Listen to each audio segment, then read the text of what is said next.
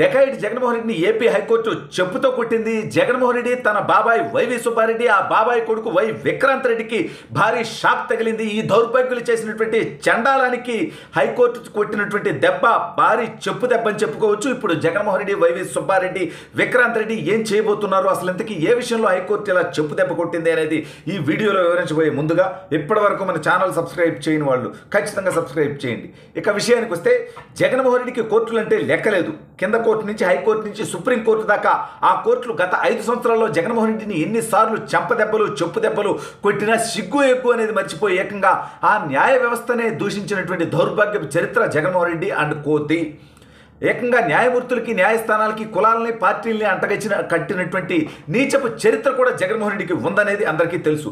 అయితే ఇప్పుడు కాకినాడ పోర్టు విషయంలో ఏదైతే దుర్మార్గం జరిగిందో, వేలాది కోట్ల రూపాయల దోపిడీకి ఈ రాష్ట్రంలో ఇలాంటి కాకినాడ పోర్టు లాంటి అనేక జరిగాయి. అదానికి ఇలాగే పోర్టులు అంటగట్టారు. అదేవిధంగా ఈ రాష్ట్రంలో అనేక దోపిడీలు చేశారు.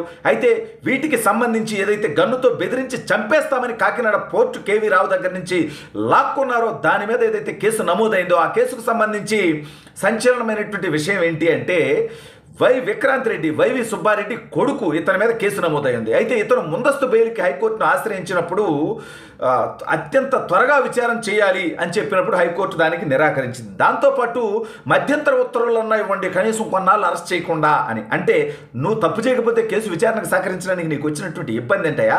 వై విక్రాంత్ రెడ్డి జగన్మోహన్ రెడ్డి శాశ్వతంగా అధికారంలో ఉంటాడనేటువంటి దుర్మార్గమైనటువంటి ఆలోచనతో మీరు చేసినటువంటి అరాచకాలు.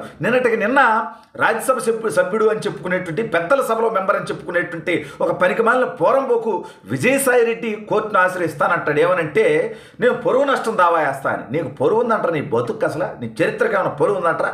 నువ్వు వైజాగ్లో చేసినటువంటి దౌర్భాగ్య పని ఏంట్రా? ఆ శాంతికి నువ్వు చేసినటువంటి కార్యక్రమం ఏంట్రా? సిగ్గులేనుడా? ఇప్పుడు ఆ డిఎన్ఏ టెస్ట్కి ఏమన్నా నువ్వు రెడీ అయ్యామంటారా? నాకు అర్థం కావట్లేదు. ఏ రోజైనా నువ్వు కనీసం పెద్దల సభలో మెంబర్ కదరా భారతదేశంలో. నువ్వు ఎప్పుడన్నా దానికి తగ్గట్టుగా గౌరవప్రదంగా నీ భాష ఉందంటారా? నీ ఒక్కసారి నువ్వు ట్విట్టర్లో పెట్టినటువంటి ట్వీట్లు చూస్తే ఈ దేశంలో ఉన్నటువంటి పోరంబోకుల సంఘానికి నిన్ను అధ్యక్షుని చేయాలనుకుంటారు తప్ప రాజ్యసభకు నిన్ను పంపించాలని ఎవరు అనుకోరు. అయితే ఈ విజయసాయి రెడ్డి అంటాడు, ఆల్రెడీ నా పాస్పోర్ట్ కోర్టులోనే ఉంటుంది, నా మీద లుకౌట్ నోటీస్ ఇవ్వడం ఏంటి?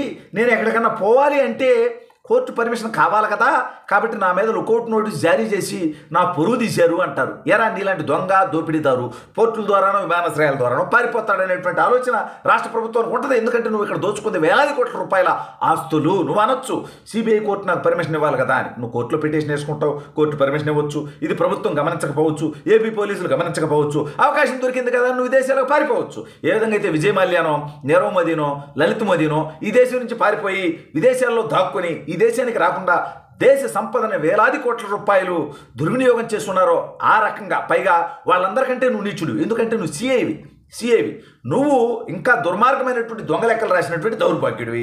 రాజ్యసభ సభ్యుడిగా 2 సార్లు చేస్తున్నాడివి. కాబట్టి నీ లాబింగ్, నీ దుర్మార్గం, నువ్వు చేసేటువంటి బ్రోకరేజాలు తెలిసినటువంటి పోలీసులు ముందు జాగ్రత్త చర్యల్లో భాగంగా లుకౌట్ నోటీస్ ఇచ్చారు. నాకెలా ఇస్తారు? నా పొరుగు తక్కువైందంటాడు. నీకు పొరుగు వేసిందంటారు నీ బతుక్కి. నీ మీద ఎన్ని కేసులు ఉన్నాయిరా? ఎన్నేళ్ళు జైల్లో ఉన్నారు నువ్వు? కాబట్టి నీ జీవితానికి ఏమో పొరుగు ఏడవలేదు, నీలో నిజాయితీ లేదు. సరే, ఇప్పుడు ఒక విజయసాయి రెడ్డికే కాదు, అతనికి తోడు అంటే గత ప్రభుత్వంలో జగన్మోహన్ రెడ్డి తన తండ్రి రాజశేఖర రెడ్డి అధికారంలో ఉన్నప్పుడు తను ఏ అధికారంలో లేకుండానే అనేక మంది జీవితాలు జైలు పాలు చేశాడు. అనేక మందిని కోర్టుల చుట్టూ తిప్పాడు. మంత్రులు, శాసనసభ్యులు, ఐఏఎస్లు, ఐపీఎస్లు జగన్మోహన్ రెడ్డి వాళ్ళ జైలు పాలయ్యారు. ఎప్పటికీ 10-12 ఏళ్ళైనా కోర్టుల చుట్టూ తిరుగుతున్నారు.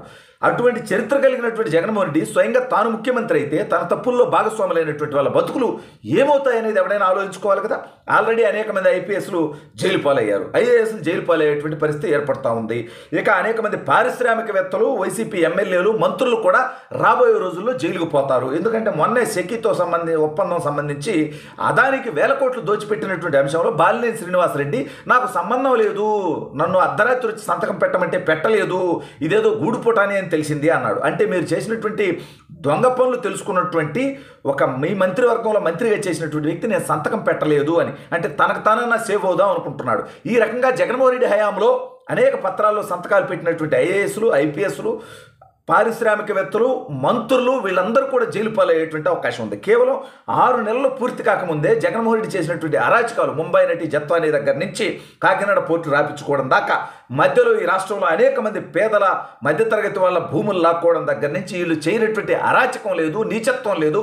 పోలీసులను అడ్డం పెట్టుకొని వీళ్ళు చేసినటువంటి ఘోరాలు, నేరాలు ఒక్కొక్కటిగా వెలుగులోకి వస్తూ ఉన్నాయి. 6 నెలలు కాకముందే ఇన్ని అంశాలు బయటకు వస్తే ఇంకా రాబోయే 4.5 సంవత్సరాల్లో జగన్మోహన్ రెడ్డి చేసినటువంటి విధ్వంసం, అరాచకం, నీచం, దోపిడీ, దుర్మార్గం, అవినీతి అనేక అంశాలు బయటకు వచ్చేటువంటి అవకాశం ఉంది. అయినా తప్పు చేయనప్పుడు వై విక్రాంత్ రెడ్డి కానీ, వైవి సుబ్బారెడ్డి కానీ, జగన్మోహన్ రెడ్డి కానీ, విజయసాయి రెడ్డి కానీ, అతని అల్లుడు శరత్ చంద్రారెడ్డి కానీ విచారణకు సహకరించడానికి వచ్చినటువంటి నెప్పేంట్రా మీకు?